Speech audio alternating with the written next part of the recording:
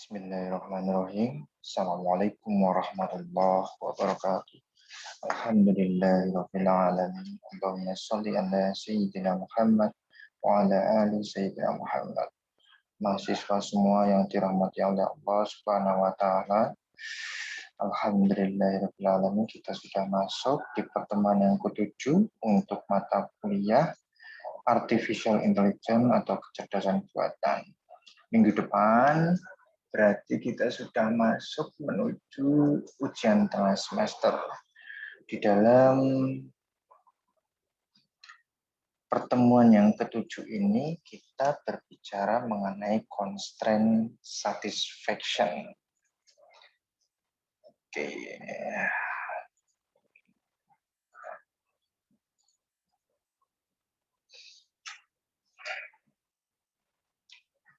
Sebelum masuk ke sana, saya ingin memberikan informasi mengenai referensi yang saya gunakan ini berasal dari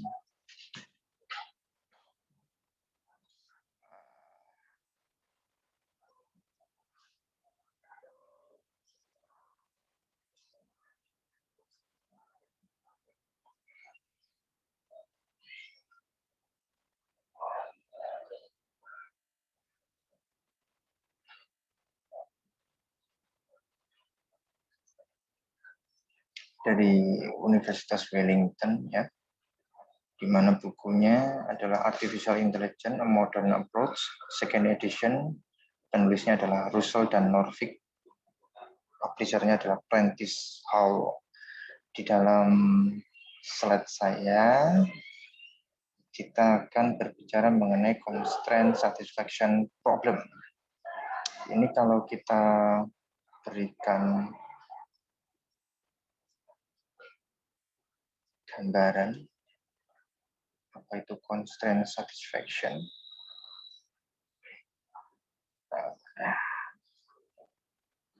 Bahasa Indonesia yang mana?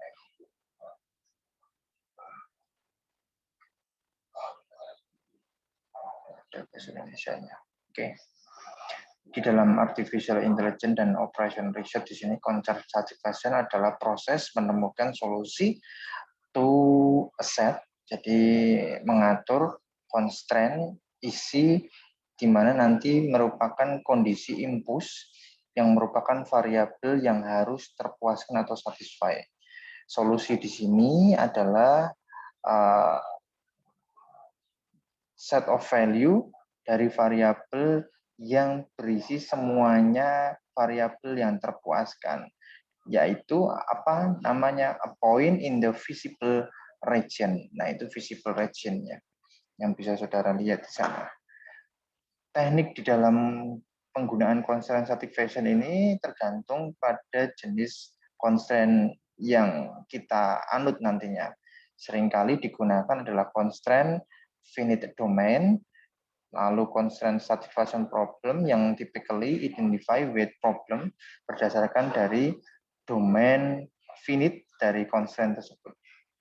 Contohnya adalah permasalahan yang biasa kita selesaikan melalui pencarian atau bagian dari backtracking atau local search, di mana propagation dari constraint ini adalah metode lain yang digunakan untuk menyelesaikan permasalahan seperti permasalahan most of them itu adalah incomplete in general.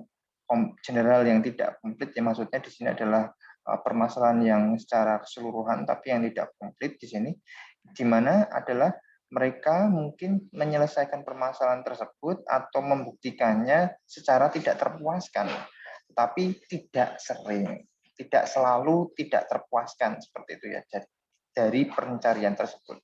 Nah, constraint propagation di sini metodenya adalah biasa digunakan adalah conjunction dengan pencarian untuk membuat given a problem simple to solve. Nah, ini ada beberapa, kalau di dalam wiki kita bisa melihat ada solving complexity, constant programming, dan lain sebagainya. Tapi kita lanjut ke dalam slide yang sudah saya siapkan dari University of Wellington. Di dalam constraint satisfaction problem atau CSP ini adalah state-nya didefinisikan sebagai variabel X dengan values dari domain D. Tujuannya di sini adalah untuk mengatur constraint, spesifiknya adalah mengizinkan kombinasi dari nilai subset pada variabel tersebut. Mengizinkan ini allow useful general purpose di sini adalah dengan more power than standar dari algoritma search yang kemarin kita pelajari, yaitu breadth first search, ada A-star search, gitu ya, A-star algorithm seperti itu. Oke. Ini contohnya bagaimana kita akan memberikan warna di dalam peta Australia. Ada Western Australia, Northern Territory, Queensland, ada New South Wales, ada South Australia, Victoria, dan Tasmania. Variabelnya di sini diberi kata anonim, singkatan ya, akronimnya ya, WA, dan lain sebagainya sesuai dengan nama negara bagiannya. Nah, ini domainnya nanti terdiri dari 3 warna, red, green, dan blue. Constraint-nya di sini adalah agents region yang harus memiliki different color, di mana kalau Western Australia nanti berbeda dengan Northern Territory. Oke. Nah, ini contohnya, solusinya adalah memberikan complete and consistent assignment pada pewarnaan negara bagian yang sesuai. Nah, ini berbeda ya. Di sini dikatakan Western dan Queensland itu sama-sama merah, ya. Tapi ini dibedakan, jadi dia tidak langsung Western merah, di sini ada merah juga tidak.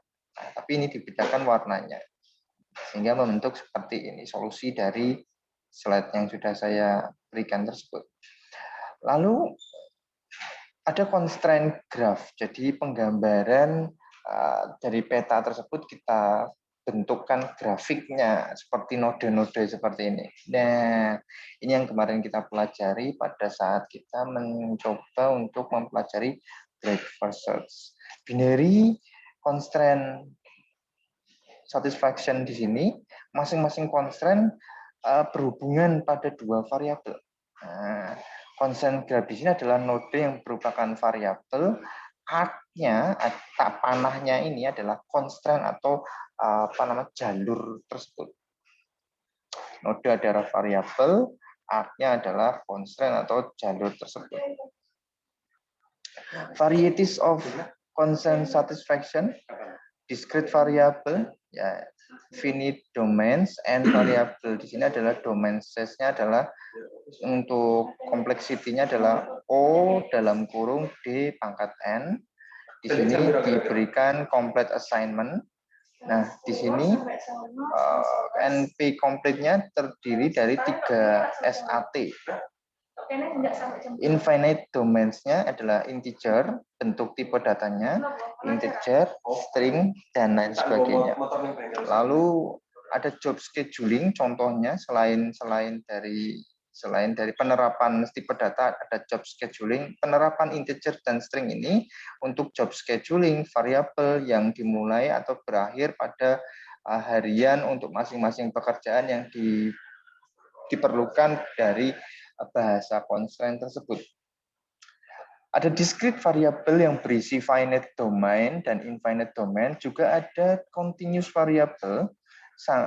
Contohnya adalah start and time for Hubble Space Telescope observation. Ada yang contoh kedua yaitu linear constraint yang memberikan pemecahan masalah pada polynomial time melalui programming linear. Unary constraint di sini termasuk diantaranya adalah single variable, contohnya adalah tadi negara bagiannya SA tidak sama dengan green. Binary constraint yang termasuk pasangan dari variabel SA tidak sama dengan WA, itu negara bagian yang tadi kita berikan pewarnaannya.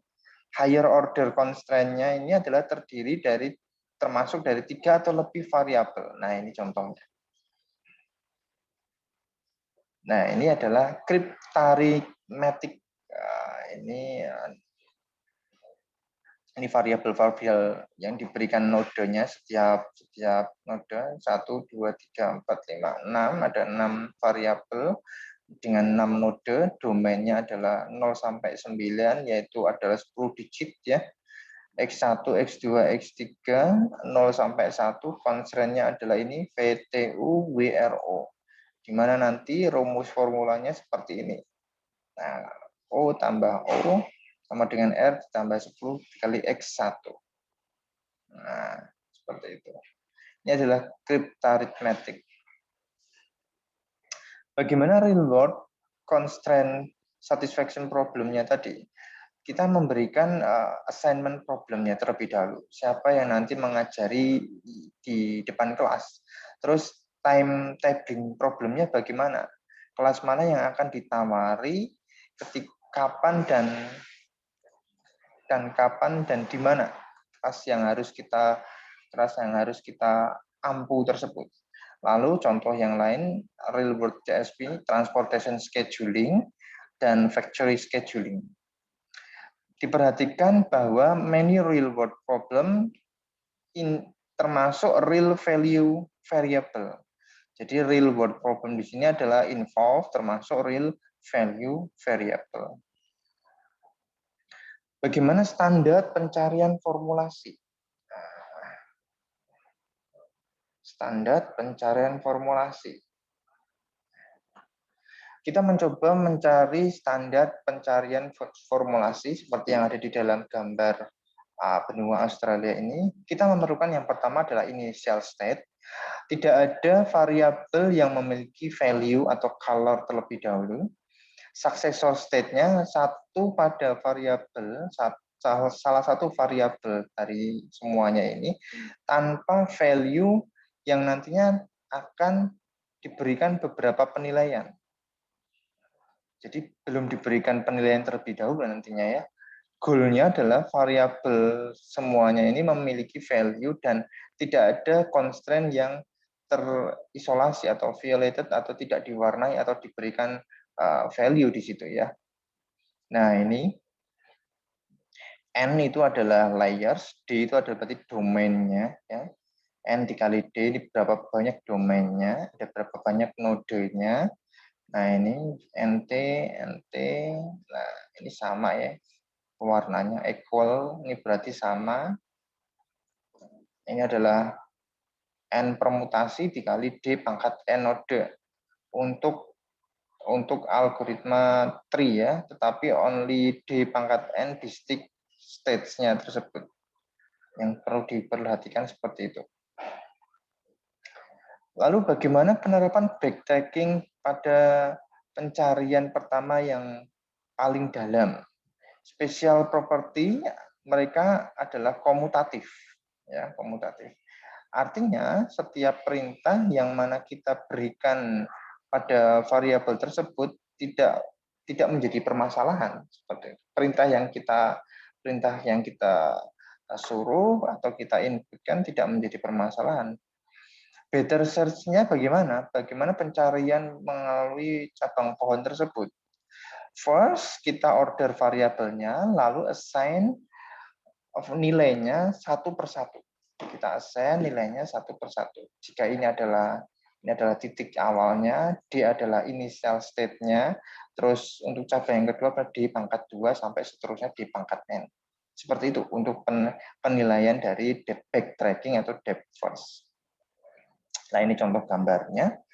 Nah, ini seperti itu ya. Warnanya dibuat red, green, dan blue. Lalu red, green, red, blue. Nah, seperti itu. Red, green, red lagi, red, green, blue. Nah, itu contoh tadi. Bagaimana meningkatkan backtracking efisiensinya? Yang pertama adalah general purpose metode-nya yang bisa kita berikan melalui peningkatan yang paling besar pada speed atau kecepatannya. Yang harus diperhatikan adalah variabel yang mana yang seharusnya kita assign selanjutnya, yang kita beri penugasan selanjutnya. Lalu in what order yang harus kita berikan nilai untuk kita coba. Perintah yang bagaimana yang harusnya kita berikan nilai yang harus kita lakukan. Lalu bisakah kita mendeteksi inevitable kesalahan yang langsung kita deteksi ya, inevitable failure early seperti itu. Nah, variabel dari kebanyakan constraint ini adalah memilih dari variabel dengan fewest legal values, di mana memiliki minimum remaining values heuristic. Nah, dengan cara seperti apa? Fix a variable yang mana memberikan case kesalahan as soon as possible, yang langsung, memberikan kesalahan langsung, secara langsung, kemungkinan secara langsung seperti itu. Allowing, mengizinkan the tree to be pruned, diabaikan gitu ya. Jika langsung kesalahan kita deteksi seperti itu. Most constraining variable, tiebreaker among most constraint variable, ini ya. Di antaranya adalah variabel bagaimana most constraint variable. Choose the variable with the most constraint on remaining variables. Most edge-nya adalah pada grafik tersebut. Least constraining variable yang paling akhir, yang bagaimana pemberian variabelnya. Choose the least constraining value pada satu, the one that rules out. Satu, pada aturan yang dikeluarkan melalui nilai yang terkecil, pada nilai yang terkecil dari variabel yang kita sudah berikan nilai tersebut. Nah, ini ya contohnya ini. Memberikan nilainya red, green, red. Nah, ini mengizinkan satu value.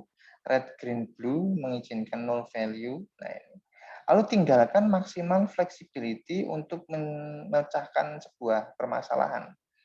Lalu selanjutnya combining heuristic yang membuat 1000 queens visible. Forward checking, idenya adalah keep track remaining legal value for assigned variable. Jadi menjaga track remaining legal values untuk unassigned variable. Terminate, berhenti pencariannya melalui ketika any variable has no legal values. Nah, ini contoh gambarnya.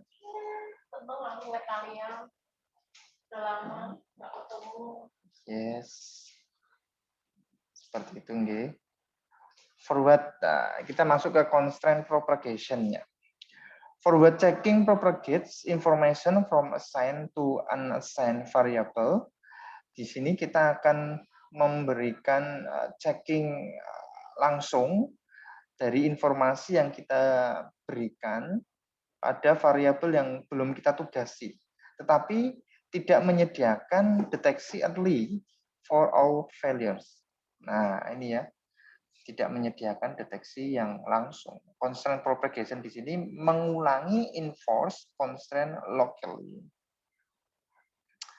Nah, ini adalah konsistensi dari anak panah tersebut atau jalurnya. Sederhananya, formnya adalah propagation makes each arc consistent. X masuk ke, jika ada node X lalu maka ke Y yang merupakan consistent if, di mana for every value X ini adalah bagian dari X besar, ada beberapa yang nanti yang akan masuk ke dalam Y kecil. Ini berbeda ya, X kecil dan X besar, Y kecil dan Y besar. Di sinilah kasusnya adalah case sensitifnya di situ. Jadi tidak sama antara variabel X kecil dan X besarnya seperti itu. Karena ini berhubungan dengan aturan-aturan yang nanti kita buat. Begitu. Constraint propagation, propagates are consistent di dalam graf tersebut. Nah, ini kalau kita sedikit tadi forward checking-nya ya. Lalu di sini kita berubah menjadi arc konsistensinya, arah panahnya seperti itu.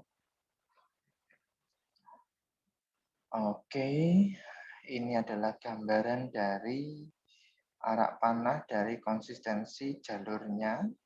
Jika kita kehilangan X nilainya tersebut, tetangga dari X need to be recheck. Harus kita cek. Ini adalah metode bagaimana konsistensi jalurnya harus kita teliti atau cek satu persatu. Lalu konsistensi detect value earlier than forward checking. Nah, bisa run as a preprocessor atau after its assignment. Time complexity-nya untuk konsistensi ini adalah O pangkat N kuadrat dikali D pangkat 3. Ini adalah struktur dari constraint satisfaction problem, di mana terdapat node A, B, C, D, E, dan F. Jika terdapat constraint graph yang tidak memiliki pengulangan, CSP can be solved in O N kali D pangkat 2 untuk complexity time-nya tersebut. Jadi untuk menyelesaikan pencarian, dia memiliki rumus kompleksitinya adalah O, simbolisasi O, di mana di sana terdapat function N kali D pangkat 2.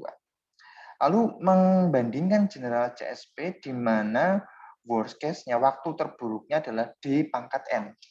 Ini adalah waktu terburuk. Kalau untuk melihat pencarian, N D pangkat 2, di mana N adalah node, D adalah domainnya. Nah, ini adalah algoritma for tree structure CSP. Step by step ya. Nanti silakan saudara lihat, lalu nanti kita coba praktekkan ya. Saya coba cari seperti yang minggu lalu kita mempraktekkan algoritma Astar. Sekarang kita coba untuk mempraktekkan yang constraint satisfaction problem. Kita coba nanti ya. Agar nanti saudara perlahan-lahan bisa memahami apa maksud dari constraint satisfaction problem. Nah, ini adalah contoh dari performance for forward-nya. Oke. Kesimpulannya, CSP atau constraint satisfaction problem merupakan special kind of problem di mana state didefinisikan melalui nilai yang fix dari variabel yang nanti kita set. Tujuan goal-nya didefinisikan sebagai constraint pada nilai variabel tersebut.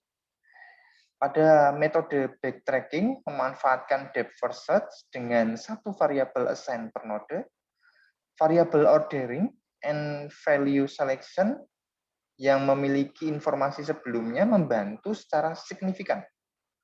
Forward checking mencegah assignment penugasan yang mana menggaransi kesalahan berikutnya. Constraint propagation, di mana contohnya adalah di sini adalah bagaimana konsistensi dari jalur tersebut memiliki additional work pada nilai constraint dan mendeteksi inkonsistensi. Pengulangan minimal konflik biasanya secara efektif kita praktekkan. Nah, maka dari itu saya nanti akan memberikan beberapa skrip. Nanti insya Allah kalau ketemu constraint satisfaction problem menggunakan bahasa pemrograman Python, kita coba untuk coding sedikit. Nanti silakan dipraktekkan dan nanti kita bisa diskusikan ya. Jangan lupa diskusi mahasiswa semuanya untuk setiap kali pertemuan, karena diskusi yang saudara lakukan merupakan penilaian, penilaian bagi keaktifan saudara setiap kali pertemuan. Kita ketemu minggu depan dengan ujian tengah semester. Terima kasih untuk kesempatan hari ini. Saya akhiri. Mohon maaf sebelumnya. Assalamualaikum warahmatullahi wabarakatuh.